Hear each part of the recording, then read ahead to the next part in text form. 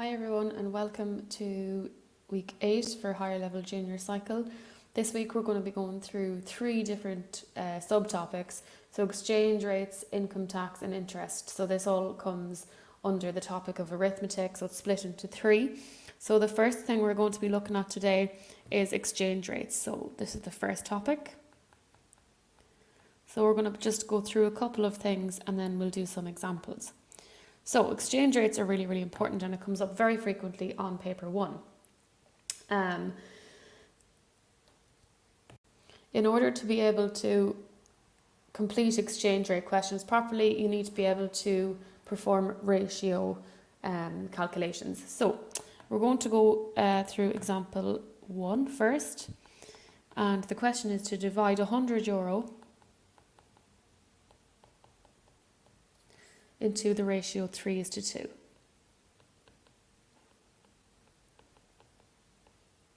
And that's the way it will be written. So there is a total of 5 parts. And the way we look at this is we add 3 plus 2. So you always add the total ratios together. So 3 plus 2 gives you 5. So we write down now that there is a total of 3 plus 2 parts. So there's a total of 3 plus 2 parts, which is 5. Now, if we were to get what one part is, it would be the total, which is 100 divided by 5, because we have 5 parts in total. So to get what one part is, we would divide 100 by 5 and you would get 20.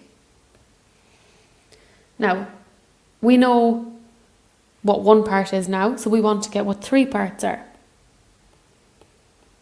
So 3 parts is going to be 3 by 20, and that will give you €60. And 2 parts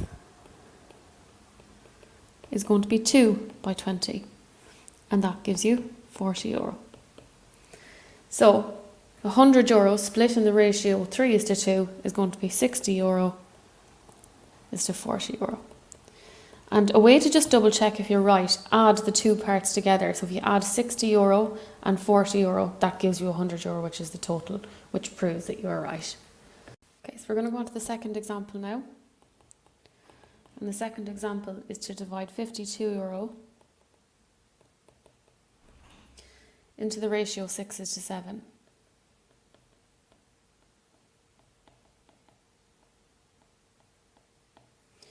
Now, we're going to apply the same method again. The total amount of parts, so there is a total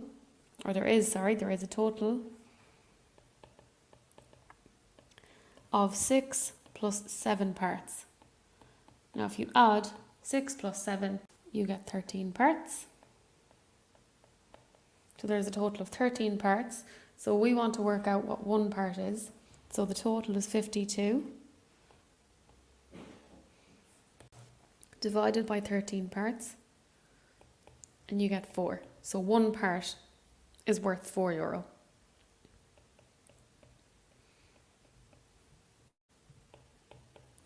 So what we want to find out is what 6 parts are. So 6 by 4, that'll be €24. And the other one is 7 parts. So 7 by €4, and that'll give you 28.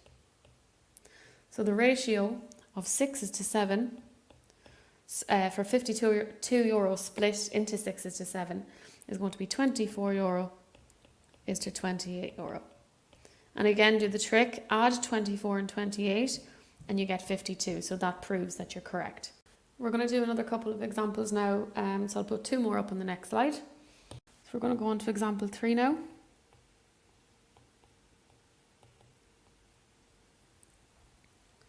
For example 3, in a school of 646 pupils,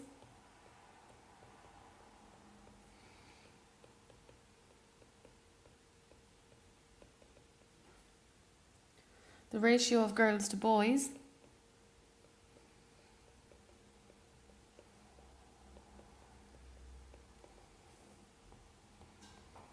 is 9:8. Find the number of girls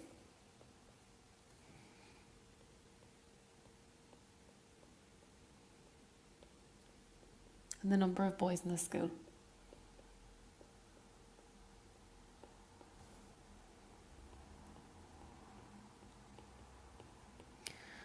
Okay, so this isn't looking at money, this is the time we're looking at the number of students. So we need to split the total number of pupils into parts as well. So we know that the ratio is 9:8. So if we add 9 plus 8, we get 17 parts.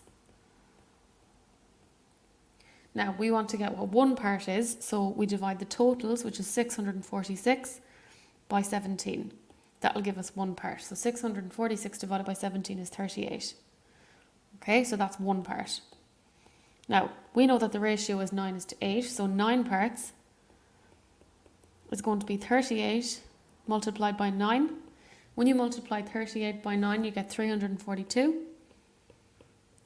And 8 parts, you multiply 38 by 8. When you multiply 38 by 8, you get 304. So, you now know that there are 342 girls and 304 boys in the school.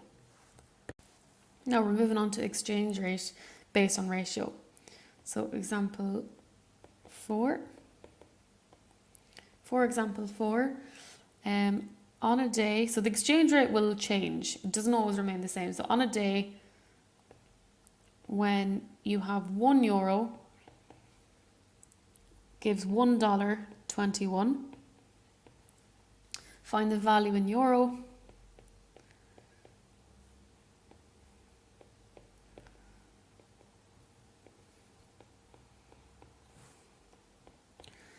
of $6,655. So, for this solution, we need to write down what we're given. So we are told the exchange rate is €1 gives us $1.21. Now, just check what information we're given. We're given it in dollars, okay?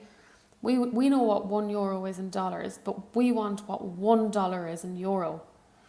So in order for us to get what $1 is in euros, we would need to divide 1 by 1.21. So it's going to be €1 divided by 1.21 in dollars. Now when you do that, you will get $1 is equal to 0.83 cents. We now know what $1 is in euro. So if we know what $1 is, we can get what $6,655 are.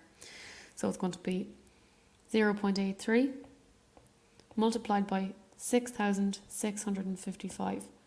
Now when you put that into the calculator, you get €5,500.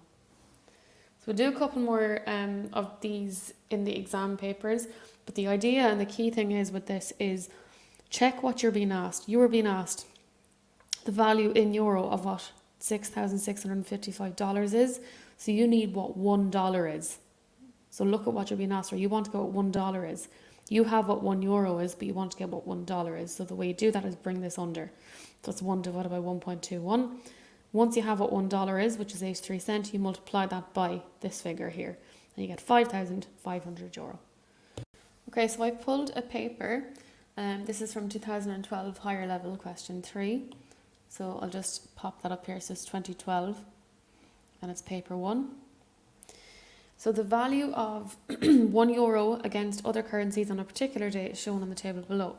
So the US dollar, so for every dollar you get €1, 1.4045 in euros. For every pound you get 0.87315 euros. For Lithuanian litas you get 3.4528. For every Latvian lats, you get 0.7093 in euro, and for every Polish zloty, you get 4.0440 euro. So, Mary was going to America for a few months, and she changed €1,200 into US dollars using the exchange rate in the table. How many dollars should she receive at this exchange rate? Okay, so let's write down the exchange rate first of all. So we are told that $1 will give her 1.4045 in euro. Now she has €1,200. So she has €1,200. So she needs to convert €1,200 into dollars. if we look at the exchange rate, $1 is equal to 1.4045 euro. So if we want to convert 1,200 euro into dollars, we simply multiply it by the exchange rate, which is 1.4045. When you multiply 1,200 by 1.4045, you get 1,685.40 in dollars. So that's the answer to the first part. Now, the bank charged 3% commission on the transaction. So how many dollars did she receive? Okay, so if the bank charged 3% on commission, that meant that she only got 97% of what she should have got. So what she had in dollars was $1,685. And we need to get 97% of that, so it's by 0.97. And when you do that, you get 1,634.84. So I'll just explain again what I'm after doing there. The bank charged 3% commission, which means the bank took 3% of what she got. So she had $1,685. So you need to get 97% of that, because the bank took 3%, which meant she got 97%. So 97% of 1,685, you get 1,634.84. Okay, if we look at the last part of that question, on returning to Ireland, Mary had $3,060. She changed this amount into euro. The bank again charged her 3% commission on the transaction. She received €2,047. Find the exchange rate on that day, correct 2 decimal places. So we know, so you're told that she only received €2,047. If she was charged 3% commission, then that must mean that €2,047 resembles 97%. So we need to get 100%. So the way we get 100% is we get 1% first. So we know that 97% resembles €2,047. The way we get 1% is going to be 2,047 divided by 97. So 2,047 divided by 97 will give you €21. I'm going to just put out a long decimal just to keep it accurate. 1031. So to get 100%, we multiply 21.1031, we multiply that by 100. Now when you multiply that by 100, you will get 2,110.31. So we now know what 100% is. Now she received 2,047. This is what she should have got at 100%. So to get the exchange rate, it would be 2,110.31 multiplied by the exchange rate. That would give her $3,060. So we can get the exchange rate now. So I'm going to finish up here. So the exchange rate is going to be 3060 divided by 211.3. 2110.3 should I say. So when you put that into the calculator, you'll get 1.45. So that means that the exchange rate on that day was 1.45. So that's a real higher level question there. You have to take your time with it and just pick out exactly what they're asking you. So we're going to move on to the second section now, so income tax is next. Okay, so the best way to introduce income tax is to do an example. So we're on the second section, so income tax. So John's weekly wage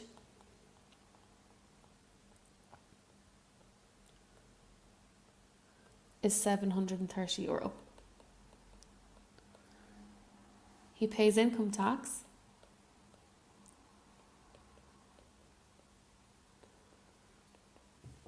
at 20% on the first €440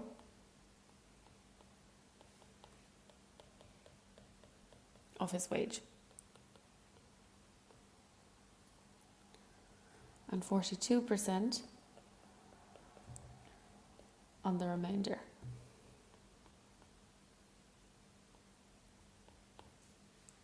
John has a weekly tax credit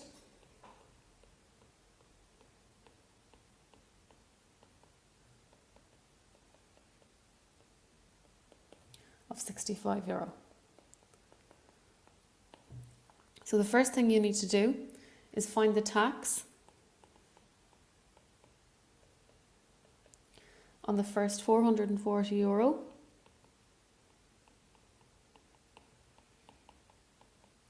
of his wage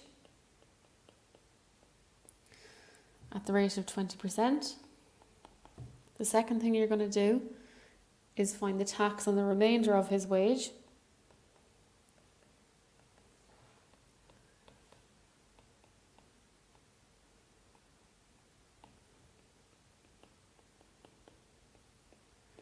at 42%. The third thing is calculate his gross tax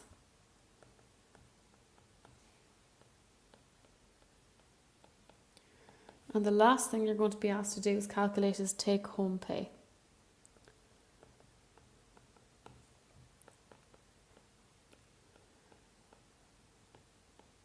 Okay, so there's a lot of information there. The first question there for part A, you are being asked to find the tax on the first €440 of his wage. So that's pretty straightforward. You just want to get 20%, because it's 20% on the first €440. So you're going to multiply 440 by 0.2 to get 20% of €440. When you put that into the calculator, you get €88. So John pays €88 on the first €440 of his wage. So for part B, find the tax on the remainder of his wage at 42%. So the remainder of his wage, well, he had €730 in total. You worked out the tax on the first 440. So the remainder is going to be 730 minus 440. So 730 minus 440 is 290. Now he pays 42% tax on that €290. So to get that, we're going to get 42% of 290, so you multiply it by 0.42, and when you do that, you'll get €121.80. So he pays €121.80 on the remainder.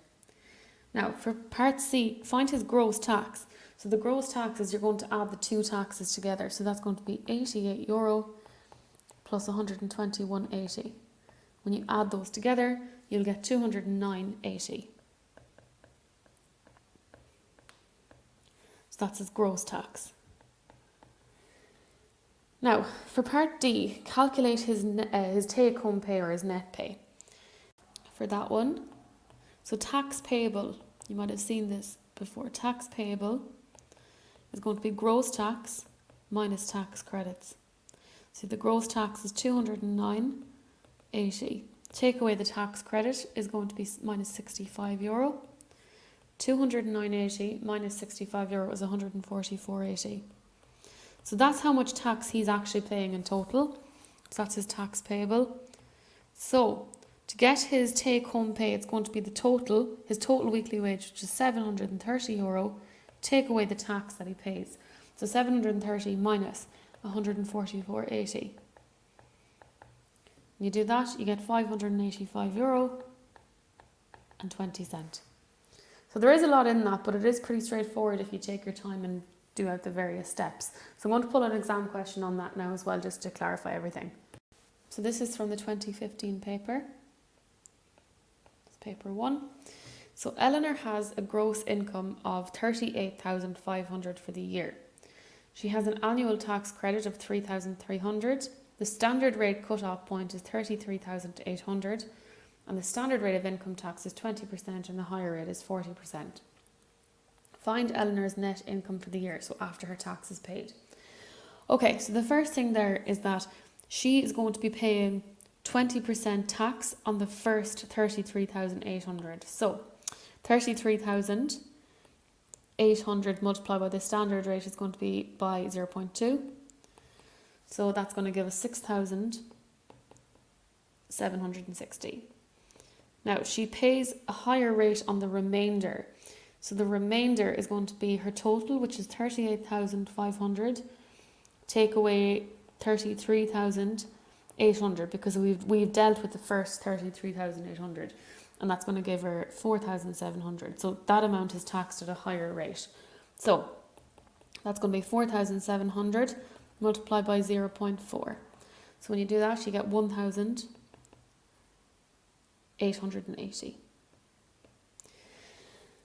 Okay, so the gross tax, which is the total tax, so the gross tax is when you add them together. So it's going to be 6,760 plus 1,880. So when you add them together, you get 8,640. Now she has a tax credit of 3,300. So the tax credit is 3,300. And remember, tax payable is going to be gross tax minus tax credit. And in this case, our gross tax is 8,640 minus the tax credit, which is 3,300. Now, when you take them away from each other, you get 5,340. So that's the tax that she's actually going to pay. So the net income, so her take-home pay, is going to be her total, with total pay for the year, which is 38,500. Take away the tax, which is 5,340. You take them away, you get 33,160. So Eleanor's net income for the year after taxes paid is 33,160. I'm going to put the second part of that question on the next slide just to fit it. Okay, so the second part of this, so Eleanor receives a pay rise. As a result, her net income for the year is 34,780. So her net income increases. Okay, so net income is 34,780, and that is after a pay rise. Now, what you were asked is to find Eleanor's new gross income for the year. So what's her new gross income for the year? So what we need to do is find out what the increase in net income is in euros, so the difference between the two incomes. So her new income is 34,780. Her old net income was 33,160. So we need to get the difference between those two. So we take one away from the other and you get 1,620. Now remember, she is paying max 40% on tax. So what this figure resembles is 60% of the increase in gross income.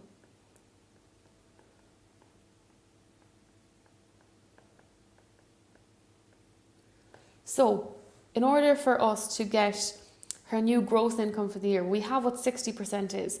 If we could get what 1% is and then get what 100% is, we'll have our new gross income. So 60% resembles 1,620. So 1% is going to be 1,620 divided by 60. When you put that into the calculator, you'll get €27.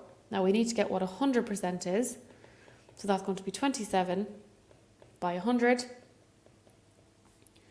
And you get €2,700. So the new gross income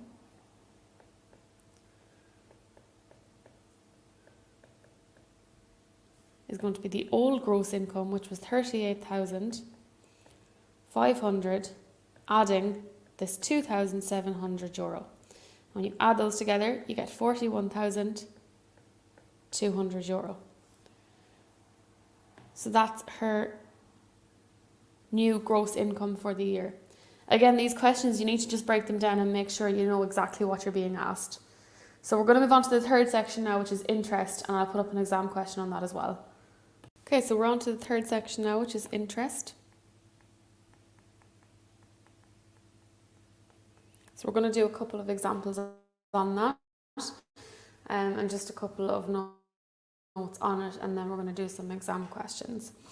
So there's a really important formula that we need to know, and it's in our log tables, and the formula is F is equal to P by 1 plus I to the power of T. Now I'm just going to outline what each of these things F resembles your final amount. P resembles the principal, so what you start out with. 1 is just 1. I is the interest rate. And then T is time, so it could be in, usually it's in years, sometimes it's in months. So AER is annual percentage rate, and it's used for savings and investments. So it's the same calculation kind of we use for all of these examples. So I'm going to put up an example here. So €100 is invested in a savings account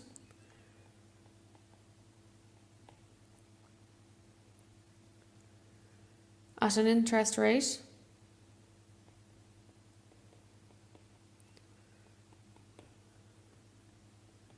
so AER of 5%. How much money is in the account after 5 years?